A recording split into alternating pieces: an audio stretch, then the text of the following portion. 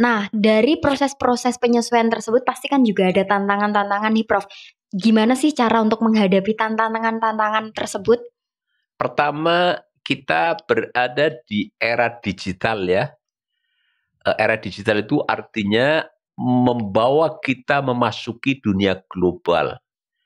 Persaingan juga global. Maka tantangannya adalah bagaimana Unimus itu bisa bersaing tidak hanya lokal, nasional, tetapi global, internasional. Maka effort yang besar perlu dilakukan. Bagaimana kita mengembangkan kurikulum secara bagus, kemudian menciptakan iklim akademik yang bagus, kemudian kita juga mengembangkan SDM ya dengan kapasitas yang bagus untuk bisa menyongsong kompetisi dan kolaborasi di tingkat global dengan perguruan tinggi lain. Saya katakan kompetisi dan kolaborasi. Artinya kita ya bersaing, tapi juga bersanding. Ya, kalau bersaing itu kan pinter-pinteran ya. Kalau bersanding itu bagaimana kita melakukan kerjasama dengan mitra-mitra perguruan tinggi yang ada di luar negeri. Maka inilah tantangan yang harus kita lakukan ya. Tantangan harus kita hadapi untuk kita melakukan yang terbaik. Bagaimana membawa kemampuan Unimus ini bersaing dan bersanding di dunia global. Gitu, Mbak. Baik. Nah, ini kan juga mau masuk 2024 nih, Prof. Pasti kan ada tujuan-tujuan yang ingin dicapai nih. Pasti teman-teman juga pada pengen tahu apa sih tujuan yang ingin dicapai di tahun depan dan upaya apa aja yang ingin dilakukan gitu, Prof. Ya, secara spesifik kami sudah membuat roadmap ya sampai tahun 2027. Selama nanti saya memegang amanah 4 tahun ini, jadi yang pasti kita lakukan di tahun 2024 itu adalah pengembangan kelembagaan, kemudian juga pengembangan SDM. Kelembagaan itu dalam arti akreditasi. Kami sudah mengidentifikasi beberapa program studi ya yang tadinya akreditasinya baik untuk kita push unggul atau mengikuti akreditasi internasional ya. Lalu SDM ini kami sedang terus menekankan proses doktorisasi bagi para dosen. Jadi dosen-dosen yang masih magister kita dorong untuk doktor karena sekarang jumlah dosen di Universitas Muhammadiyah Semarang itu mencapai 421, Mbak. Lalu doktor saat ini jumlahnya 87. Sementara yang sedang kita biayai studi lanjut S3 itu ada 82. Ya. Sehingga saya harapkan dari 82 itu 2 tahun mendatang sudah pada lulus. Sehingga tahun 2025 nanti akan ada doktor di Unimus kira-kira 160-an ya. 160 berbanding 412 ya. Jadi persentasenya naik.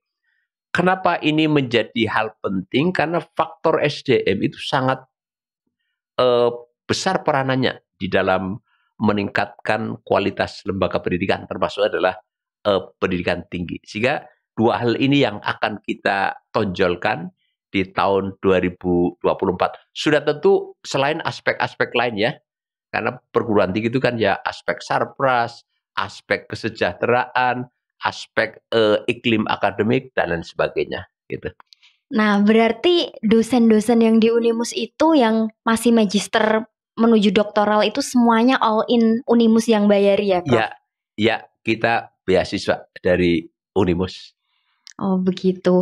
Nah, langkah-langkah konkret yang akan diambil apa sih, Prof, sebenarnya untuk menuju ke tahun 2024 agar Unimus ini lebih berkemajuan lagi? Ya, yang jelas kita sedang merancang reakreditasi kalau tidak salah 7 program studi ya. Iya. Dengan nanti di tahun 2024 ini ada 7 program studi untuk meningkatkan peringkat akreditasi.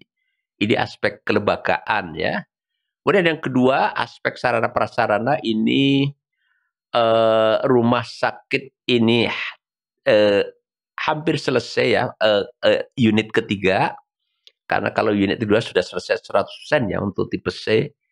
Sambil kita menyelesaikan gedung kuliah bersama 3. Nanti untuk Fakultas Kesehatan Masyarakat dan juga Fakultas Kedokteran Gigi. Untuk kemudian lingkungan kampus itu ditata sedemikian rupa karena nanti proyek-proyek sudah selesai. Jadi kita punya 3 gedung kuliah bersama ya. Gedung kuliah bersama, lalu punya 2 rumah sakit ya. Rumah sakit umum dan juga rumah sakit pendidikan. Lalu klinik PT, cuman klinik ini memang klinik rawat inap ini letaknya jalan PT ya. Di kampus ini nanti kita tata sedemikian rupa. Sehingga konsep daripada Unimus ini kan edutainment. Ya, jadi edukasi yang dipadukan dengan wisata. Oleh karena itu harapannya mahasiswa masuk kampus, dosen masuk kampus, masyarakat masuk kampus, itu seperti masuk ke sebuah taman. Makanya kita atur sedemikian rupa, jaga keindahan, kebersihan, tamanisasi ya, sehingga di kampus ini menjadi sebuah lingkungan yang nyaman. Yang asri gitu, juga yang ya, asri, Prof. ya. Nah, ini juga ada tantangan juga, Prof. Ketika kita membicarakan tentang taman ini bisa digunakan untuk masyarakat luas. Nah, misalkan nih, Prof, ada orang sejoli nih yang sedang pacaran di Unimus. Itu langkah tegasnya apa, Prof? Karena sekarang kita nggak tahu nih, misal malam-malam kan nggak ada yang jaga nih, Prof. Ya, pacaran itu kan hak setiap anak muda ya. Kita sudah tentu tidak boleh melarang. Tetapi kemudian kita arahkan ya, bahwa pacaran itu harus dilakukan dengan cara-cara yang islami. Ya, cara islami itu apa? Jangan duduk berdua-duaan. Karena yang ketiga adalah setan misalnya. Lalu ya sopan santun dan etika itu dipakai. Bahwa orang saling mencintai dan dicintai itu merupakan hak ya, anugerah dari Allah Subhanahu wa taala. Jadi boleh-boleh saja. Tetapi ya itu tadi bagaimana kemudian nilai-nilai Islam kita terapkan ya. Artinya ya kampus ini terus terjaga tidak menjadi ajang kemaksiatan, itu yang tidak boleh. Tapi kalau ada ajang pacaran boleh, Mbak. Misalnya Mbak pinjam buku ya sama laki-laki karena laki dicintai, boleh-boleh saja. Tapi yang jadi kampus ini boleh menjadi ajang pacaran. Apakah itu sambil pengajian di masjid, ataukah kegiatan-kegiatan kampus pramuka, pencak silat, olahraga sambil berpacaran boleh. Tapi yang tidak boleh adalah kampus ini menjadi ajang kemaksiatan. Beda ya.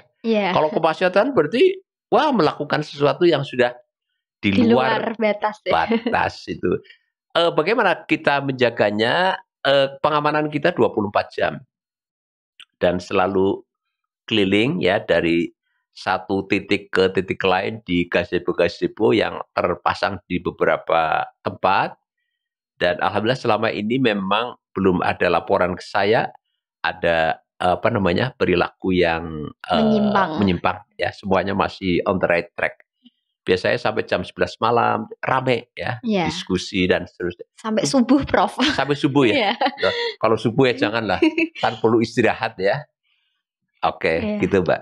Baik, berarti nih menurut Profesor sendiri nih, kesimpulannya di Unimus ini di tahun 2023 itu apakah sudah maksimal? Apakah kurang dari segi prasarana atau bagaimana nih kesimpulannya, Prof? Ya, tahun 2023 seluruh keluarga besar Unimus telah melakukan banyak hal.